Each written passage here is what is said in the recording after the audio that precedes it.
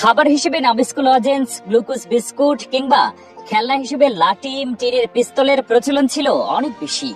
হুমায়ুন আহমেদের রচনা করা কালজয়ী নাটক কোথাও কেউ নেই সে সময় একটি ইতিহাস তৈরি করেছিল।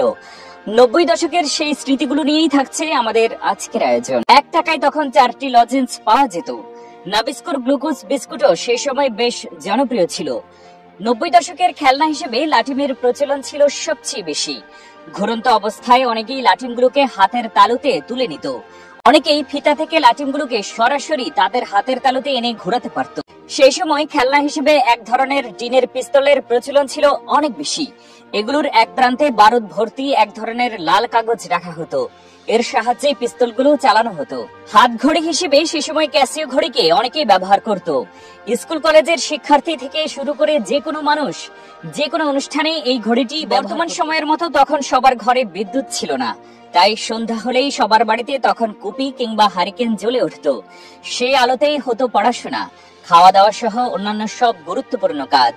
অনেক দূর থেকে পড়াশোনার আওয়াজ শোনা যেত। সেই আলোতেই খাওয়া দাওয়া সহ অন্যান্য সব গুরুত্বপূর্ণ কাজ হতো। প্রসাধনী হিসেবে মিল্লাত ঘামাচি পাউডার, তিব্বত স্নো কিংবা কসকো গ্লিসারিন সাবানের চাহিদা ছিল অনেক বেশি। বিশেষ করে সেই সময়কার তরুণীদের মাঝে এসব পণ্য নিয়েছিল আলাদা রকমের ভালোবাসা। পাশাপাশি বাচ্চাদের মাঝে হলুদ মোড়কে মোড়ানো ব্যানানা চুইংগাম ছিল বেশ জনপ্রিয়। 90-এর দশকে সবচেয়ে জনপ্রিয় কলম হয়ে ওঠে ইকোনো বলপেন। পরবর্তীতে ইকোনো ডিএক্স কলম আসার পরে এর জনপ্রিয়তা আরো বৃদ্ধি পায়। 1988 সালের দিকে ইকোনো সর্বপ্রথম বাংলাদেশের বাজারে নিয়ে আসে প্লাস্টিকের কলম। তখন এর মূল্য ছিল মাত্র 3 টাকা।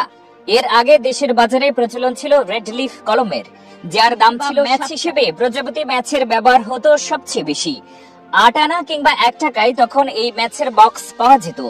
টিভি চ্যানেল হিসেবে বিটিভি ছিল একমাত্র বিনোদনের। কোথাও কেউ নেই নাটকটিতে বাকের ভাই নামের একটি চরিত্র ছিল।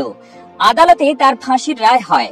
এরপর সারা দেশ জুড়ে বাকের ভাইয়ের ফাঁসির রায় বাতিলের দাবিতে বিভিন্ন মানববন্ধন, বিক্ষোভ মিছিল হয়েছে। তার এক সাক্ষাৎকারে বলেছিলেন, নাটকটির নির্মাতা এবং আমি সে সময় বেশ আতঙ্কের মধ্যে ছিলাম। আমাদের নিজেদের বাসাতেও হামলা হওয়ার একটা সম্ভাবনা ছিল। আমরা তাই তখন বিটিভিতে গিয়ে ছোটদের জন্য জনপ্রিয় কার্টুন ছিল মিনা।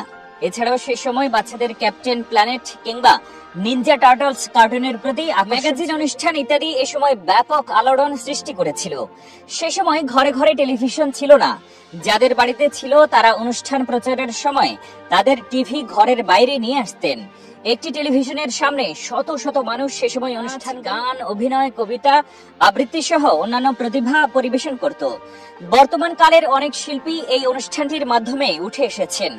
তাদের মধ্যে রয়েছেন মেহের আফরোজ শাওন, কনক চাপা, সামিনা চৌধুরী, নুসরাত ইমরোজ তিশা সহ আরো অনেকে।